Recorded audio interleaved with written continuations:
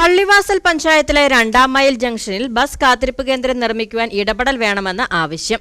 നിരവധിയായ സ്വകാര്യ ബസ്സുകളും കെഎസ്ആർടിസി ബസ്സുകളും മൂന്നാർ അടിമാലി മേഖലയിലേക്ക് കടന്നുപോകുന്ന പ്രധാന ഇടമാണ് 2ാം മൈൽ ജംഗ്ഷൻ. ഇവിടെ ബസ് കാത്തുനിൽക്കുന്ന യാത്രികർ നിലവിൽ വെയിലും മഴയും കൊണ്ട് നിൽക്കേണ്ട അവസ്ഥയാണ്. മൂന്നാർ ഭാഗത്തുനിന്ന് വരുന്ന സ്വകാര്യ ബസ്സുകളും കെഎസ്ആർടിസി ബസ്സുകളും കല്ലാർ വഴി അടിമാലിക്കും ആനച്ചാൽ ഇരുട്ടുകാനം വഴി അടിമാലിക്കും തിരിയുന്ന ജംഗ്ഷനാണ് പള്ളിവാസൽ പഞ്ചായത്തിലെ 2ാം മൈൽ ജംഗ്ഷൻ. ഇവിടെ ഒരു ബസ് കാത്തിരിപ്പ് കേന്ദ്രം നിർമ്മിക്കാൻ നടപടി വേണമെന്നാണ് ആവശ്യം.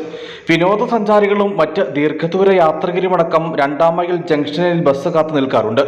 ഇവർ നിലവിൽ മഴയും വെയിലും കൊള്ളേണ്ട അവസ്ഥയാണ് ഇപ്പോൾ ഉള്ളത്.